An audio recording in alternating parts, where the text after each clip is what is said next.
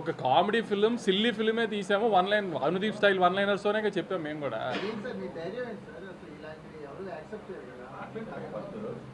లేదు ధైర్యం ఏంటంటే ఇప్పుడు అనుదీప్ లాంటి వాడితో సినిమా తీస్తున్నప్పుడు ఎప్పుడు ఆ రిస్క్ ఉంటుంది. కుదిరిన రోజు ఎంత పెద్దగా కుదిరితే అంత పెద్దగా కుదురుతుంది. అప్పుడప్పుడు మిక్స్డ్ వస్తుంది. దానికి ఏం చేస్తామో ఏదైనా రిసీవ్ చేసుకుంటామే కదా. మనం ఇలా అని అలా అని ప్రతిదీ కరెక్ట్గా మనం అనుకున్నట్టు జరుగుతుందని కాదు కదా. అంతే.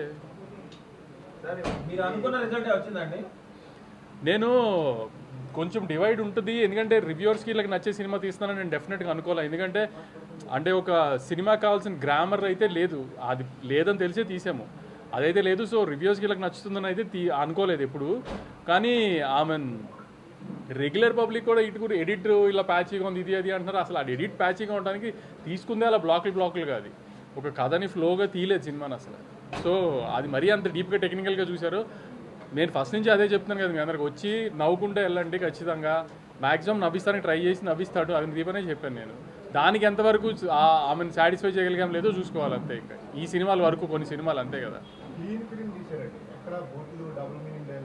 అది నిన్న కూడా చెప్పాం కదా.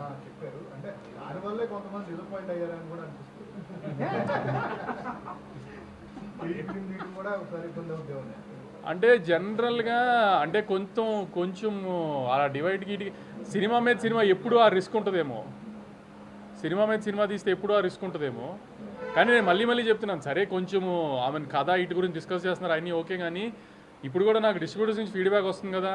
సెకండ్ హాఫ్ బాగుంది, లాస్ట్లో మదర్ ఎమోషన్ బాగుంది, ఫన్ పండుతుంది. ఆమె సెకండ్ హాఫ్లో టేక్ ఆఫ్లోనే 2 బ్లాకులు కానీ ఇది కానీ అన్నీ వర్కౌట్ అవుతున్నాయి. మీరు ఏ డౌట్ లేకుండా ఈ శివరాత్రి 2-3 రోజుల సెలవుల్లో డెఫినెట్గా థియేటర్కి వెళ్ళి చూడండి. ఖచ్చితంగా మీ 150 రూపాయలకి అయితే న్యాయం చేస్తామని గట్టిగా అనుకుంటున్నాము. కొన్ని విషయాల్లో కొంతమందిని న్యాయం చేయలేకపోయాము. అది న్యాయం చేద్దామని కూడా ఈ సినిమా తీయలేదు. ఆడియన్స్ నవ్విస్తానికి తీసాము, అది గ్యారంటీ నవ్విస్తున్నామని అనుకుంటాం. ఖచ్చితంగా ఈ వీకెండ్ థియేటర్కి వెళ్ళి సినిమా చూసిరండి, డిసప్పాయింట్ అవ్వరు. నేను కూడా చెప్పే కదా ఏదో ఇంటర్వ్యూలోనే ఎక్కడో సరదాగా. ప్రొడ్యూసర్గా పర్సనల్ ఎక్స్పీరియన్స్ కాదు, యాక్చువల్లీ నాకు అనుదీప్ చాలా తక్కువలో సినిమా తీసి పెట్టాడు. ప్రొడ్యూసర్గా నాకు ఇది హ్యాపీ సినిమా. నా కూతురు ఇంకా లేదు కదా, అంత పెద్ద కూతురు ఉంటే అప్పుడు అవన్నీ పర్సనల్ జర్నీ. అది చాలాసార్లు జరుగుతుంది కదా. 4-40 చేయరు కానీ అనుకున్న బడ్జెట్లో ఎప్పుడు సినిమా తీయం కదా. అది మనకున్న గొప్పతనం కదా. అది